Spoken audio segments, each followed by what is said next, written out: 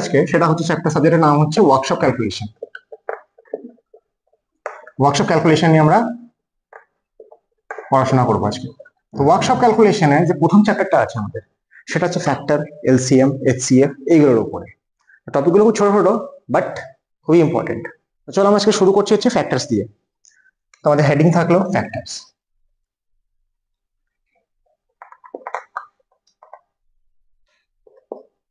সবাই দেখতে পাচ্ছ ফ্যাক্টরস জিনিসটা? ফ্যাক্টরস জিনিসটা কি হয় এটা ডেফিনেশনে থেকে তোমরা একটা এক্সাম্পল থেকে বুঝলে খুব ভালো হয়। এক্সাম্পলটা হচ্ছে যেমন তোমাদের বলা হলো 24, ঠিক আছে?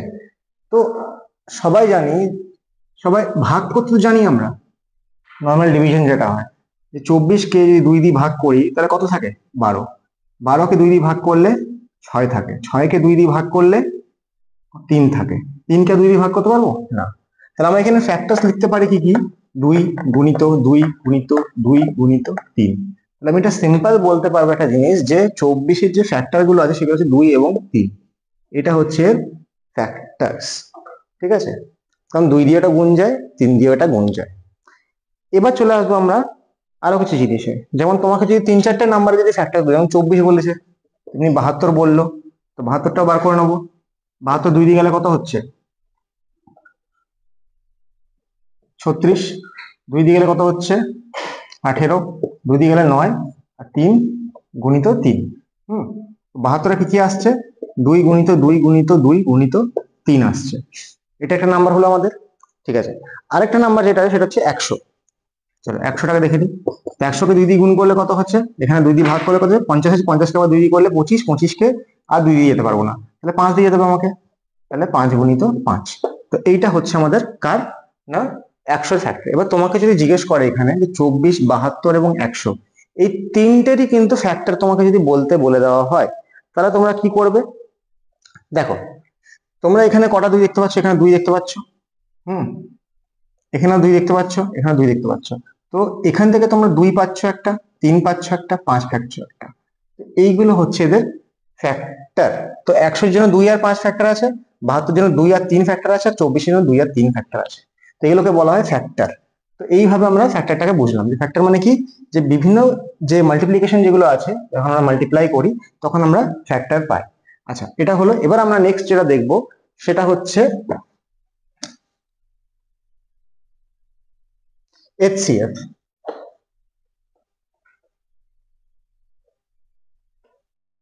আমরা লসাগু গসাগু করেছি, HCF মানে হচ্ছে গসাগু।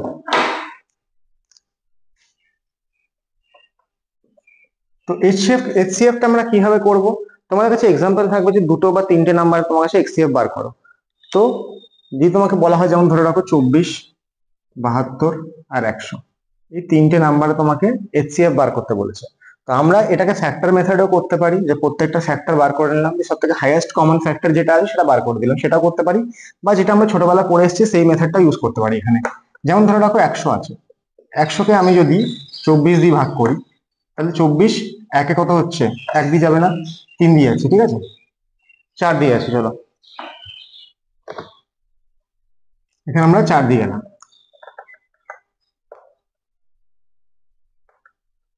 96 হয়ে গেল, এখানে 4 থাকে। আচ্ছা, এবার আমরা 4 দিয়ে 24কে যাচ্ছি, ঠিক আছে? 4 দিয়ে 24কে যাচ্ছি, 24টার দিকে চলে এলো আমাদের, তাহলে কত হচ্ছে? 6। তাহলে এটা একটা হলো। আরেকটা দেখে নি, আমরা এটা কোনটা কোনটা দেখলাম? 24 আর 100 দেখলাম। এবার 72 আর 24টা দেখি। চলো 3 দিয়ে গেলাম, হয়ে গেল। তাহলে কত থাকছে? এখানে 0 থাকছে আমাদের। চলো অসুবিধা নেই। তাহলে আমরা এখানে দেখতে পাচ্ছি একটা জিনিস, যে এখানে আমাদের ফ্যাক্টরটা কি আসছে? 4 আসছে। আমাদের এখানে ফ্যাক্টর হচ্ছে 4। তাহলে আমাদের HCF কিন্তু বেরোবে হচ্ছে, যেহেতু এখানে পুরোপুরি কেটে গেল সেই জন্য আমাদের HCF কত বেরোবে? এখানে গসাগুটা হবে 4। এইভাবে আমরা উত্তর বার করি। আমরা যে কোনো দুটো ধরলাম, দুটো ধরে এখানে বার করে দিলাম।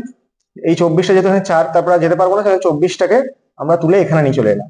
ঠিক তেমনি যখন এই দুটো সংখ্যা নিলাম, 24 আর 72 যখন নিলাম এই দুটোকে, তখনও কিন্তু দেখো 0 চলে এলো। তো এটাকে যে আমি এদিকে নিয়ে যাবো সেটা তখন আর নিয়ে গিয়ে লাভ নেই, কারণ 0 চলে এসছে বলে। আচ্ছা, তোমাদের আরেকটা জিনিস দেখিয়ে দিই, সেটা হচ্ছে যদি আমি 72 আর 100কে যদি নিতাম তাহলে কত হতো?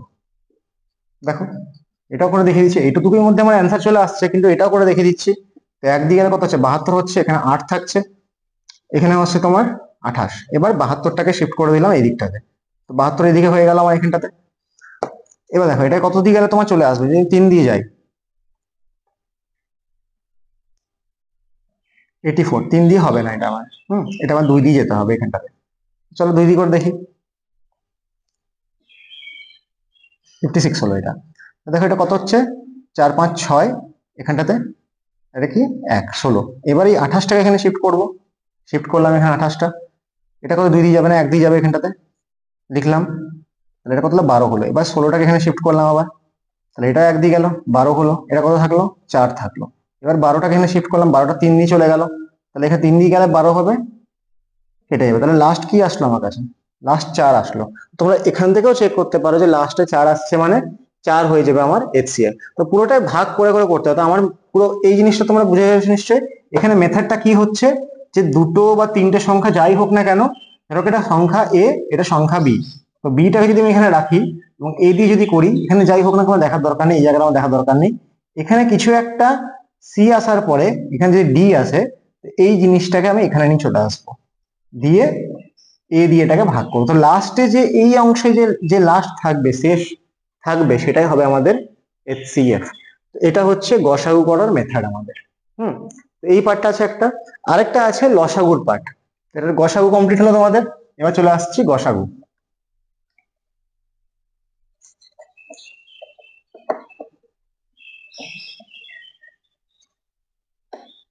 আচ্ছা, এবার চলে আসছে LCM, লোয়েস্ট কমন মাল্টিপল বলা হয় এটাকে, বা গসাগু বলা হয় এটাকে। যেমন তোমার কাছে কিছু নাম্বার দেওয়া থাকবে, যেমন 7 17 20, আর কি কি নাম্বার দেওয়া আছে, 66 128, এই কটা নাম্বার দেওয়া আছে। এর গসাগু তোমাকে লসাগু বার করতে বলেছে। তো আমরা কি করবো, এখানে 7 17 20 66 128 ডাইরেক্ট লিখে দিতে পারি এখানটাতে। হ্যাঁ, এবার মানে সব থেকে ছোট জিনিস নাও। ছোট মানে নাম্বার কি আছে, 2 আছে, তো 2 দিয়ে করে দেখবো 2 দিকে এটা যাবে না যাবে না। তাহলে 7 কা 7 থেকে যাবে, 17 যাবে না, 7 7 থেকে যাবে। এটা কিন্তু যাবে, তাহলে এখানে 10 হয়ে যাবে। এটা যাবে, এটা 33 হয়ে যাবে। এটা যাবে, এটা কত হবে,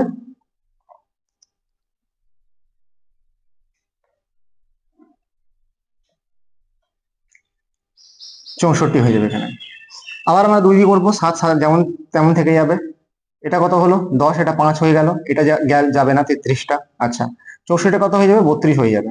আবার আমরা করব 2 দিয়ে, আবার 7 17 5 33 যেমন তেমন থেকে গেল, এটা হয়ে যাবে 16। আবার যাব 2 দিয়ে, তো 16টা কত হয়ে যাবে 8 হয়ে যাবে। আবার যাব 2 দিয়ে, এটা 4 হয়ে যাবে। আবার যাব 2 দিয়ে, এটা কত হয়ে যাচ্ছে আমার 2 হয়ে যাচ্ছে। আবার যাব 2 দিয়ে, এখানে 1 হয়ে যাবে। তো এতগুলো 2 হলো, কিন্তু এই সবকটা অক্ষর কিন্তু একই রকম থাকছে। আচ্ছা, এটা একটু লম্বা হয়ে যাচ্ছে কিন্তু করতে হবে। এবার দেখো আমাদের কাছে কি কি আছে, 7 আছে, 17 আছে, 5 আছে, 33 আছে, আর 1 আছে। এবার চলো এবার দেখো আমি 3 দিয়ে যাই, এটাকে 3 দিয়ে গেলে কত, 7 হবে, 17 হবে, 5 হবে, 11 হবে, 1 হবে। এবার একটা জিনিস দেখো, এই কটা যে তোমাদের কাছে নাম্বার দেওয়া আছে, এই নাম্বারের মধ্যে কোথাও কোনোভাবে কোনো রকম কোনো নাম্বার ভাগ করলে হবে আলাদা করে, বা কোনো কমন ফ্যাক্টর আছে কি, কোনো রকমের কমন ফ্যাক্টর কি এদের মধ্যে আছে, নেই। আমরা এদের মধ্যে কোনো রকমের কমন ফ্যাক্টর কিন্তু দেখতে পাবো না। তো এবার আমরা কি করে বার করবো এলসিএমটা, না এই সবকটাকে গুণ করব, প্লাস এই 3 2 2 2 2 2 সব মাল্টিপ্লাই, তাহলে লাস্টে কি আসছে দেখো, 2 কতবার যাচ্ছে, 1 2 3 4 5 6 7, 2⁻7 ইন্টু 3 একবার আসছে, তারপর 7 আসছে, তারপর 17 আসছে, 5 আসছে, 11 আসছে। এই যে টোটালটা হলো, এটা হয়ে যাচ্ছে আমাদের এলসিএম। এই নাম্বারটার সম্পূর্ণ এলসিএম যদি আমি পুরো নাম্বারটাই করি, তো এই প্রশ্নটা একটু হার্ড হয়ে গেল তোমাদের জন্য। আমি হার্ডটাকে করালাম যাতে তোমাদের একটু হলো তোমরা যাতে বোঝো। এবার একটু সহজ পথে আসি, যে এরকম প্রশ্ন আমাদের আসে পরীক্ষাতে, সেগুলো দেখা এবার।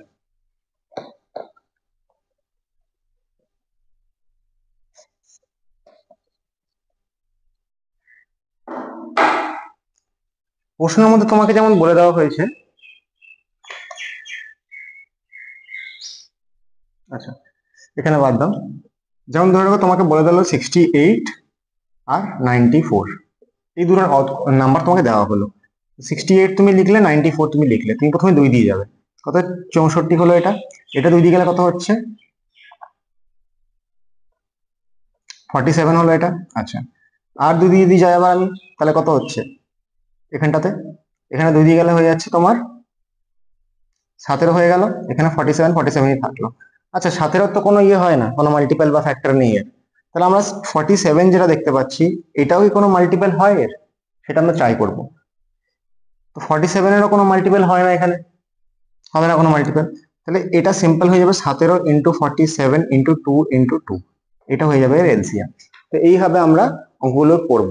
তার জন্য আমাদের সবসময় দেখতে হবে যে প্রাইম নাম্বার কোনগুলো আছে, এগুলো হচ্ছে প্রাইম নাম্বার। 17 যেমন একটা প্রাইম নাম্বার, যে এর কোনো ফ্যাক্টর, কমন ফ্যাক্টর নেই। প্রাইম নাম্বার কাকে বলে? যার কোনো কমন ফ্যাক্টর হয় না। যেমন যদি আমি 9 বলি, 9টা কি হচ্ছে, 3 গুণিত 3 হবে, কিন্তু 17 কোনো ভাবে কোনো আছে, 17 শুধুমাত্র একটাই হয়, 17 গুণিত একই হয়। তো সেক্ষেত্রে এগুলোকে বলা হয় প্রাইম নাম্বার। ঠিক আছে? তো এই টাইপের প্রশ্ন তোমাদের আসে, ছোট ছোট 2টো বা 3টে প্রশ্ন দিয়ে দিল, সেখানে তোমাকে ওটাকে লসাগু করতে হবে, গসাগু করতে হবে, বা ইউনিট ফ্যাক্টর তোমাদের বার করতে হয়। তো আমাদের যে প্রথম চ্যাপ্টারটা ছিল ফ্যাক্টরস, এলসিএম, এইচসিএফ, সেটা ছিল হচ্ছে ওয়ার্কশপ ক্যালকুলেশনের যে প্রথম চ্যাপ্টার ছিল, সেটা আমরা কমপ্লিট করে নিয়েছি। ঠিক আছে? এখানে ধন্যবাদ। তাহলে আমাদের